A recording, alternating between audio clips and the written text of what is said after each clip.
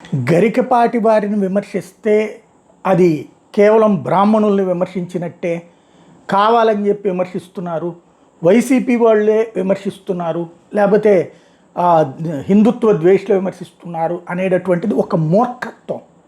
సమాజంలో మనం సవ్యంగా మనం కరెక్ట్గా ఆలోచిస్తున్నాము, హిందుత్వాన్ని అభిమానించేవాళ్ళు తప్పు జరిగినప్పుడు తప్పని ఎత్తి చూపెట్టాలి.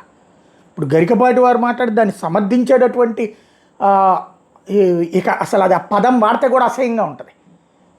తిండి గురించి లేకపోతే పిల్లల్ని చదువుకోవాల్సిన అవసరం లేదు అనేటటువంటి మాటలు ఏ విధంగా సమర్థిస్తారు? అది దాంట్లో వక్రీకరించేది ఏంది? గతంలో ఆయన హాస్టళ్లలో తిండి పెట్టమన్నాడు, ఎస్ గుడ్, ఆ రోజున అప్రిషియేట్ చేశారు కదా.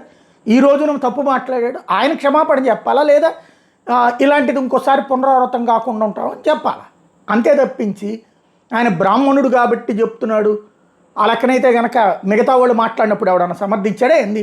ఇప్పుడు మొన్న ఎవడో పెడతాడు ఒకడు, హైదరాబాదులో మొన్న జరిగినటువంటి దాంట్లో ఎవరు మాట్లాడలేదు, లేకపోతే ఇంకోటి. నేనైతే అన్నీ మాట్లాడతా, ఎవడు ఏదో పని చేసినా మాట్లాడతా. ఏదో పనిగానే చూసుకోవాలా. అక్కడ తప్పు మాట్లాడారు ఆయన.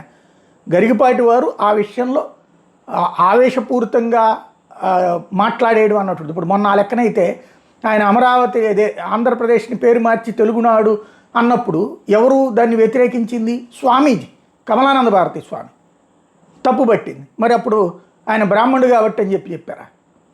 సమాజంలో ఉన్నప్పుడు నువ్వు మాట్లాడే ప్రతి మాట, ఇప్పుడు నేను మాట్లాడినప్పుడు విమర్శించే వాళ్ళు ఉంటారు, దెన్ ఎలోదేం.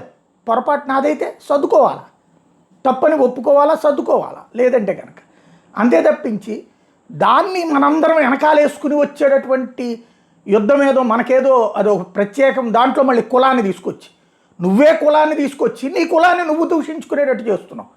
బ్రాహ్మణ సామాజిక వర్గం అట్లాంటి మాటలు ఒప్పుకుంటుందా? వాళ్ళు అంగీకరిస్తారా? అరే పొద్దు నుంచి రాత్రి దాకా కష్టపడేటటువంటి బ్రాహ్మణ సామాజిక వర్గం తిండికి, పిల్లలకి తిండి లేకపోతే ఏందంట అని చెప్పి అంటారా? ఏ బ్రాహ్మణుడు అయినా అంటాడా? పిల్లలకి తిండి అక్కర్లేదు, పుస్తకాలు కావాలంటే కనుక చదువు మాత్రం అరేంజ్ చేస్తే చాలని ఏ బ్రాహ్మణుడు అన్న అంటాడా? 5,000 రూపాయలు 10,000 రూపాయలకి పనిచేయాల్సినటువంటి కర్మ పట్టినటువంటి వాళ్ళు ఇబ్బంది పడుతున్నటువంటిది బ్రాహ్మణ సామాజిక వర్గం. ఆ సామాజిక వర్గంలోనే ఎంతోమంది అలాంటి ఇబ్బంది పడుతున్నటువంటి వాళ్ళు గవర్నమెంట్ స్కూల్కి చేర్చలేక ప్రైవేట్ స్కూళ్ళల్లో చేర్చుకుని, లేదంటే తెలిసిన వాళ్ళ దగ్గర చదివించుకుంటూ ఎంతో తిప్పలు పడుతున్న వాళ్ళు బోల్డ్ అంతమంది. అలాంటి బ్రాహ్మణ సామాజిక వర్గం అంతా కలిసి ఆయనకి సపోర్ట్ చేస్తున్నట్టు ఎందుకు బిల్డప్ చేయటం?